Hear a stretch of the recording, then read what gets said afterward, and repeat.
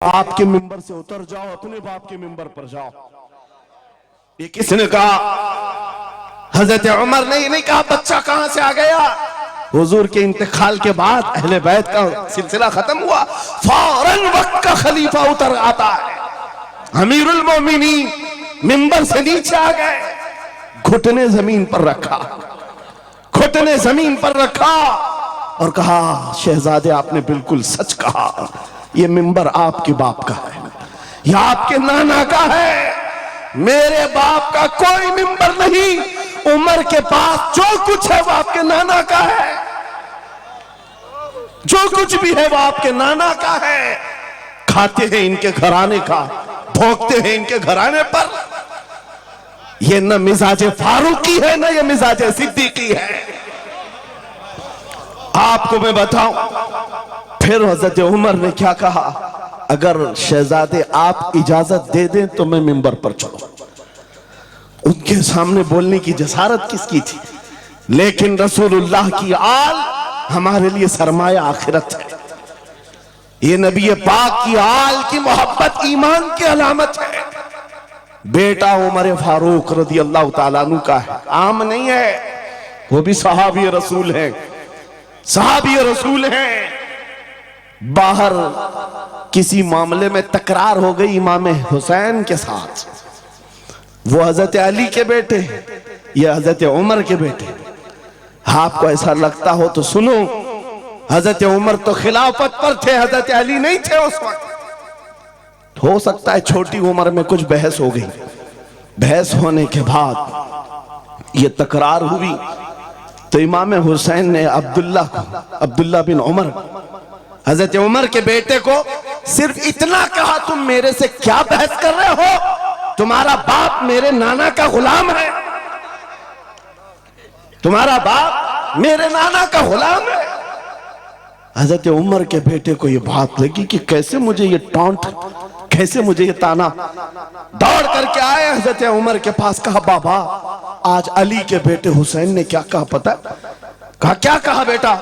कहा हमारी तकरार हो रही थी, इसमें उन्होंने बुला करके मुझसे ये कहा कि तू मुझसे किस बात पर लड़ता है, तेरा बाप तो मेरे नाना का गुलाम है। हजरत उमर ने कहा ऐसा कहा उन्होंने, ऐसा कहा? कहा सच कह रहा हूं बाबा, ऐसा ही कहा। कहा बुला ला हुसैन, बुला ला। तलब किया गया, इमाम हुसैन को बुलाया। बेटा हजरत उमर का, हो सकता है उस वक्त उनको ये ख्याल हो कि शायद जज्र तौबीक हो जाए, डांट डपट हो जाए। हजरत उमर आते हैं, कहते हैं ऐ हुसैन इब्ने अली, ये मेरा बेटा जो कह रहा है क्या ये बात सच है? क्या आपने इसको ऐसा कहा कि तेरा बाप मेरे नाना का गुलाम है? इमाम हुसैन ने कहा हाँ सच बोलता हूं, हाँ मैंने कहा। कहा कह के बताओ कैसे कहा, कह के बताओ कैसे कहा? कहा मैंने इनसे कहा तेरा बाप मेरे नाना का गुलाम। हजरत उमर ने कहा और एक बार कहो, फिर कहा और एक बार कहो। उसके बाद उमर इब्ने खत्ताब की आंखों से आंसू निकले।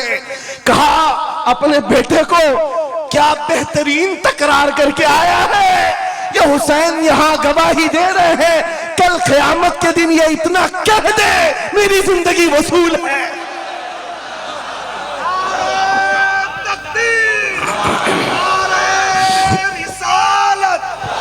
हुब्बे आले मोहम्मद, हुब्बे आले मोहम्मद, नारे तकबीर, नारे रिसालत।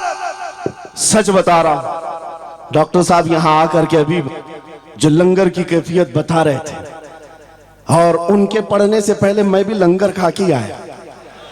आपको एक सच्ची बात बता रहा हूं, शाह मीरा के सामने मिंबर पर बैठा हूं, मुझे आखिरी वक्त तक ये ख्याल नहीं हो रहा था कि मैं किस बात पर बात करूं, मैं बयान किस चीज पे करूं। मैंने जो कुछ शुरू किया था शायद ये शाह मीरा ने मुझसे बुलवाया। अब सुनो, जो कुरान पाक की मैंने आयत पढ़ी, रब ने फरमाया वअतसिमू बिहब्लिल्लाहि जमीआ, ऐ लोगों सब के सब अल्लाह की रस्सी को मजबूती से पकड़ो। अल्लाह की रस्सी क्या है? क्या ये आसमान से नीचे लटकती है? कोई रस्सी है जिसको पकड़ना है? आवाज येत नाहीये, नंतर कॉल करा. Good morning doctor. Good morning doctor. Doctor kidney transplant. मुफस्सिरीन से पूछो, कुरान की तफसीर करने वाले कहते हैं अल्लाह की रस्सी मुहम्मदुर रसूलुल्लाह है और उनकी अहले बैत है. उनके अहले बैत को अल्लाह की रस्सी कहा गया है. सबके सब मिलकर के अगर इस रस्सी को पकड़ ले, मेरे अजीजों, ये इख्तिलाफात, ये इंतशारात, ये जिस कदर आज हमारे दरमियान तफर्रुकात शायद नहीं होते. हमारा मरकज, हमारा मावा, हमारा मलजा एक ही है. इस मिंबर ने आज लोगों को यह सिखाने की कोशिश की है. तुम जिस तरह मशरब और सिलसिलों में बट करके ये समझते हो कि मेरा खित्ता अलग है, इसका खित्ता अलग है, मेरे अजीजों, ये एक पूरा सिलसिला है. 700 साल पुराना सिलसिला, 700 साल पुराना सिलसिला. मगर इस मिंबर पर बैठ करके इश्क मोहब्बत के नारे लगवा रहे हैं. वजह यह नहीं है कि यहां की कोई पब्लिसिटी है, बल्कि यह बताना है इसलिए कि अहले बैत ही ये जानते हैं जो हमारे नाना की कदर करेगा, हम जिंदगी भर उसकी कदर करेंगे. आपको क्या लगता है आला हजरत का नाम, उनके मसलक का नाम रोटी सेकने के लिए लिया जाता है? मेरे अजीजों, आला हजरत का नाम, मसलक आला हजरत का नाम इसलिए लिया जाता है, डाल दी कल्ब में अजमत मुस्तफा सैयदी आला हजरत पे नारे तकबीर, नारे रिसालत, इश्क मोहब्बत, इश्क मोहब्बत, इश्क मोहब्बत, इश्क मोहब्बत, उर्से सरकार शाहे मीरा. मुझे मेरे मुर्शिद गिरामी हुजूर ताजुश शरिया रहमतुल्लाह ताला अलैह एक बात कह करके मिस्र भेजे थे.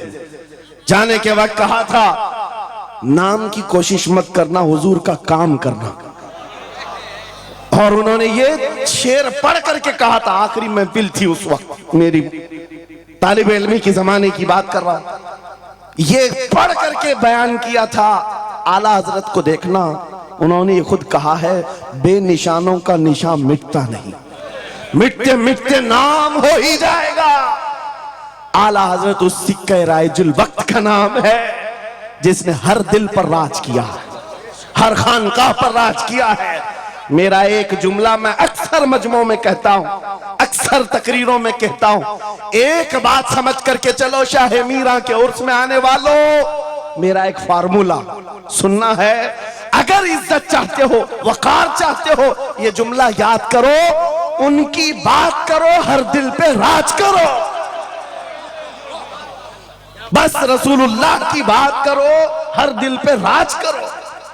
आज हमारी जो इज्जत है मेरे अजीजों, ये खानका है अशरफिया और यहां खानका है शाह मीरा है, जिनके सामने मैं खड़ा हूं. लेकिन आपको मैं बताऊं, मैं अपनी किस्मत पर फख्र करता हूं. यही वक्त होगा, कल की रात में माररा मुतहरा में मौजूद था. वहां सादाते किराम के सामने अजीजा ने गिराम, ये अहले बैत अतहार के इन तमाम मिंबरों का सफर करते करते हमें एक पावर मिलता है, ताकत मिलती है. और आला हजरत का वो मिशन समझ में आता है कि आला हजरत ने रसूलुल्लाह के दरबार की नौकरी की थी. मेरे आका की दरबार की नौकरी का सदका अल्लाह ने उन्हें ऐसे अता किया है. मैंने मिस्र जाकर देखा है, अफ्रीका में देखा है, अमेरिका वगैरह हम गए नहीं, लेकिन जानते हैं जहां कहीं उर्दू बोलने वाला हो, बल्कि मैं तो अरबी दान लोगों को सुनाऊं. मिस्र की सरजमीन पर हर जुमा एक जगह मौलूद शरीफ हुआ करती थी. हम हिंदुस्तानी तलबा वहां जाते थे. मिस्र के रहने वाले उस्ताद हैं, जब महफिल मीलाद खत्म होती कहते हैं हिंदुस्तानी तलबा को, खड़े हो जाओ, वो पढ़ो मुस्तफा जाने रहमत पे लाखों सलाम, वो पढ़ो. हम पढ़ते थे मगन होकर। एक बार मैंने उनसे पूछा था कि हुजूर आपको समझ में आता है ये सलाम? ये तो उर्दू में लिखा हुआ है, उर्दू बोलने वाले ही पूरा नहीं समझ पाते, आप समझते हैं? कहते हैं समझने की जरूरत नहीं, इश्क की बोली हर जमाने में हर जगह एक ही होती है। इश्क में बोला हुआ वो कलाम है, अरबी हो कि हिंदी हो, दिल को समझ में आने लगती है। मैं ये बात कहने जा रहा हूं मेरे अजीजों, उस रस्सी को मजबूती से पकड़ो, इख्तिलाफात नजर नहीं आएंगे, बात खत्म हो जाएगी।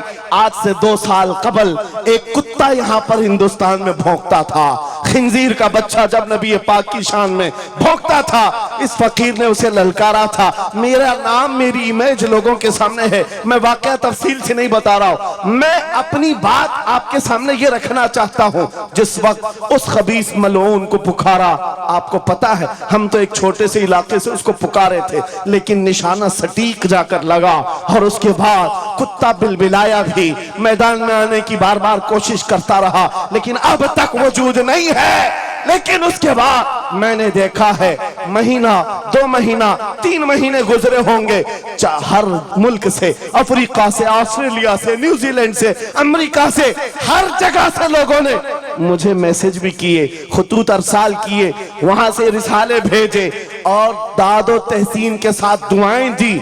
लेकिन साथ एक बात मैं बता रहा हूं, उन जमातों के बड़े बड़े लोग जिनसे हमारा कोई रिश्ता ही नहीं है, उनके बड़े बड़े अमीरों ने भी लेटर पैड में लिख करके दिया, कहा मौलाना आप बरेलवी हैं, आपसे हमारा इख्तिलाफ है, लेकिन जिस नबी पाक की शान के लिए आप खड़े हैं, हम सब छोड़कर आपके साथ खड़े होने को तैयार हैं। हम आपके सामने आज ये बात कह रहे हैं, ऐ सुन्नियों, हम तो दूसरों को बुला भी नहीं रहे, हम तो तुम्हारे इत्तेहाद की बात कर रहे हैं, लेकिन इत्तेहाद का नुक्ता एक है, जब तक तुम एक एक छोटे खूंटे को पकड़े रहोगे, हर कोई तुम्हारे साथ उलझता रहेगा।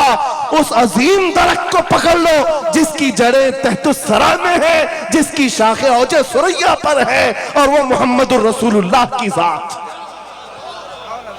उस नाम को मजबूती से पकड़ो, जिसको इकबाल ने क्या बेहतरीन अंदाज में बताया, आबरूए मां ज़नामे मुस्तफास्त, हम सबकी इज्जत आबरू मुस्तफा के नाम से। अगर ये बात पर इत्तिफाक हो जाए, सारी चीजें भूल जाओगे, सारी चीजें भूल जाओगे। मेरे अजीजों, आज मुझे इस बात पर कोई भी आपत्ति नहीं, जरा बराबर भी झिझक नहीं। हो सकता है कुछ लोगों को ऐसा लग रहा हो कि डरे सहमे स्टेज पर आए होंगे, यहां पर बड़े बड़े खानकाए अशरफिया के सादात मौजूद हैं, उनसे हम ये बात खुल करके कहते हैं। मेरे अजीजों, हम डरे सहमे स्टेजों पर जाने वालों में से नहीं हैं, जहां जा रहे हैं खुल करके जाते हैं, और ये बात देख करके जाते हैं, जहां मेरे नबी की अजमत बोली जाएगी वहां हम अपनी गर्दनें झुका कर जाएंगे। यहां पर मिशन आला हजरत को तरवीज दिया जा रहा है। आला हजरत का वही तो मिशन था। क्या मिशन था आला हजरत का, जो आपने अपनी जिंदगी भर दिया है? अपने दिल का है उन्हीं से आराम, सौंपे हैं उन्हीं को सबका, लौ लगी है कि उस दर के गुलाम चारे दर्द रजा करते हैं। आला हजरत फाजिल बरेलवी का वो मिशन यहां से दिया जा रहा है। मैं यहां से एक मजबूत मैसेज देना चाहता हूं, हमारे सारे सिलसिले या हमारी अजमत के लिए, हमारी जीनत के लिए, लेकिन सारे सिलसिलों की इंतहा मदीना तैयबा है। सारे सिलसिलों की इंतहा मदीना तैयबा है। तुम्हारा पीर जितना भी बड़ा हो, देखने में बहुत बड़ा भी दिखता हो, लंबा चौड़ा जुब्बा पहनता हो, बड़ा अमामा भी पहनता हो, सब कुछ हो, लेकिन अगर नबी का वफादार नहीं तो वो कुत्ते से जलील है। पीर नहीं है, कुत्ते से जलील है। और अगर तुम्हारा पीर पैबंद लगे, कपड़े उलझे भाल में है, लेकिन उसके सामने बैठो तो नबी की याद आने लगे, ये सिलसिला हक्का की अलामत है। हुजूर पाक सल्लल्लाहु तआला अलैहि वसल्लम हमारा महवर है, मेयार है। तुम जहां कहीं जाकर के आओ, घूम करके आओ, इस बात पर तुम्हें आज जमा होना चाहिए। इस बात पर जमा होना चाहिए। हुजूर पाक सल्लल्लाहु अलैहि वसल्लम की अजमत बोलो, हर दिल पर राज करो। आज सदियां बीत गई, एक कलाम सबको याद है। अभी मैं आपको बताऊं, 2 साल पहले किस कुत्ते ने क्या भौंका हुजूर की शान में, लोग भूल गए। हो सकता है, और भूलना भी चाहिए, याद रखने की चीज ही नहीं। आपको तो थोड़ा बहुत याद होगा, दिल्ली से भोंकता था, कोई लखनऊ से भोंकता था, नबी की शान में गुस्ताखी करता था। ये तो तुम्हारे जमाने की बात कह रहा हूं, 2 साल में भूल गए। लेकिन 1400 साल पहले आशिक रसूल ने कहा था, वह अहसनु मिन कलम तरक़त्तु आइनी व अजमलु मिन कलम तलिदिन निसाउ खुलिक़त मुबर्रअन मिन कुल्लि आइबिन कअन्नका क़द खुलिक़त कमा तशाउ। हस्सान बिन साबित रसूलुल्लाह के सहाबी हैं, हुजूर को देखकर कहा था, आपसे ज्यादा हसीन मेरी आंखों ने देखा नहीं, आपसे ज्यादा खूबसूरत किसी माँ ने जना नहीं। ये कलाम आज भी गूंजता है, हर एक को पता है। पता ये चला, नबी की आजमत बोलने वाला हमेशा जिंदा रहता है और भौंकने वाला मौसम के कीड़ों की तरह गायब होता है, खत्म हो जाता है। इसलिए कौन सी जिंदगी चाहिए, देख लो। आपके सामने मिसालें हैं, इसलिए मैं जिक्र करता हूं, वरना मैं अपने ये मुकद्दस स्टेज